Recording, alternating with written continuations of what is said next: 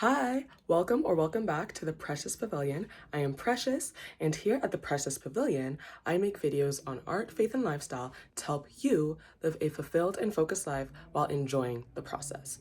And if you want to maximize these last few days of 2025 to usher you into 2026 strong, then you need to car. Precious, don't you mean like get into a car? No, car. CAR, C-A-R, for clean, analyze, reset. Now, as you can see behind me a little bit as I show, my room is clean. And I spent 3 days deep cleaning it because I had not established a system to help me maintain a clean room year round. And as I go into 2026 now, feeling light and airy as I've reset my physical environment, I know that this is something that I not only want to maintain, but need to maintain, because cleaning your physical space, be it emptying out your wallet of old receipts or actually getting the expired stuff out of your pantry, cleaning your fridge, all of those types of things, cleaning your physical environment helps reset your brain and create an environment that will foster the growth and the positive habits that you intend to integrate into your daily life moving forward. And also, it's just nice waking up to a clean space because when you declutter your physical environment, of course, it reflects in you being able to better declutter your mind because there's always a lot going on in our heads. So having a lot going on in our physical space, that's just too much. And after you've cleaned, you, of course, can analyze. Now, I've spoken about analysis and personal data tracking before on my channel, so I definitely recommend my Being the Data Analyst of Your Life video to watch after this. But what is the purpose or benefit of analyzing? Coming to the end of this year, of course, we want to approach it with gratitude.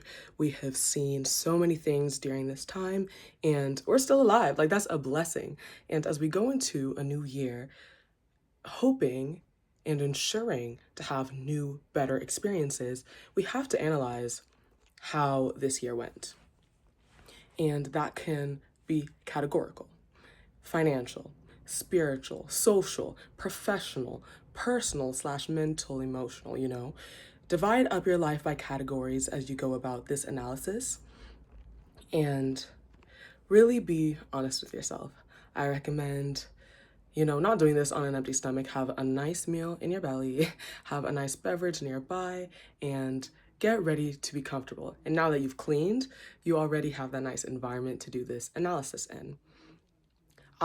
Starting, I think, like last year, integrate the financial category by going through my bank statements to review what I was spending on, how much income I actually had, and how I went about my income through the year, as well as, like I said, looking, or I guess more so getting rid of those receipts, because the nice thing about receipts is cash is harder to track, of course, than like digital expenses, money transfers, and things like that. So a quick glance through receipts and you have a good sense of how you actually did financially. And of course, if you didn't start with like taking data January 1st of this year, that's something you can do next year. And I will release a video to that effect of how to do all of that effectively. And then, of course, spiritually, like me, I'm a Christian, so reflecting on my relationship with God throughout the year, maybe, let's say, books of the Bible that I've studied, what I've learned, things of that nature, and realizations that I've had in my walk with Christ, stuff like that.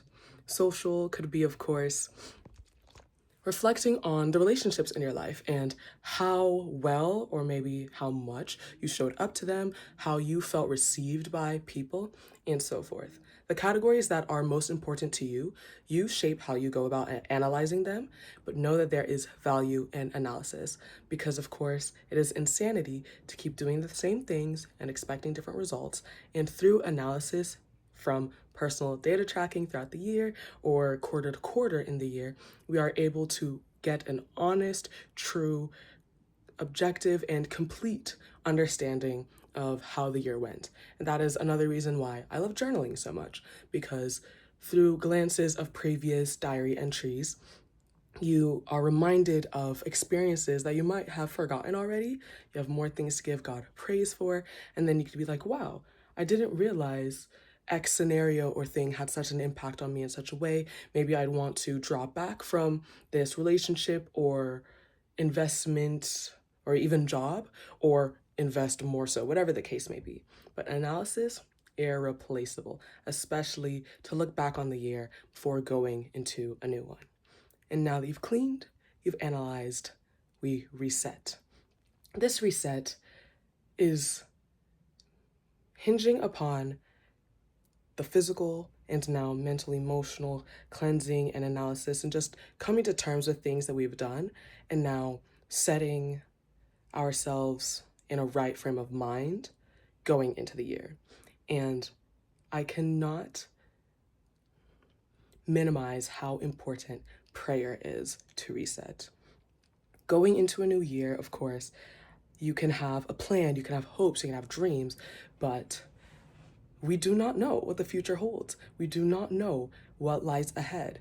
And praying over the year, praying for yourself, even praying over what you learned in your analysis, be it the personal lessons that you have learned from the year, or realizations that you've had about yourself or things around you in your life, prayer really sets things aright, because you prepare your plan, your vision board, whatever it is that you do as part of your reset, and then are able to yield it to God and be like, Lord, you are truly Lord of my life. Have your way. I want your perfect will to be done, because you realize in doing so, in having that reset and starting with prayer, going into a new year, that even better than what you imagine can happen. And whatever comes with the new year, you are leaning on God for that divine strength and that direction and that empowerment. Because we could imagine the quarters ahead or the year ahead a certain way, be it in terms of path or timing or even certain opportunities that we're planning or looking forward to. And things could go differently than expected, for better, but still different because it's not what we imagined. So praying and surrendering, if you will, really helps to detach from our plans and know that while we have a great rough draft of how we'd like the year to go, however it plays out, we will succeed, we will thrive, because we've yielded ourselves to God. And of course, I gotta love a devotional for that daily reminder, be it reading the Bible in one year or just having a topical or general devotional to really center you day in, day out as you go into the year and during the year to maintain that proper frame of mind and spirit. So remember to carve, clean, analyze, reset. And I hope that this video was a blessing to you, because nobody, like, who wants to start the new year feeling exhausted because you're like trying to do everything like, oh, perfect start, and like, no.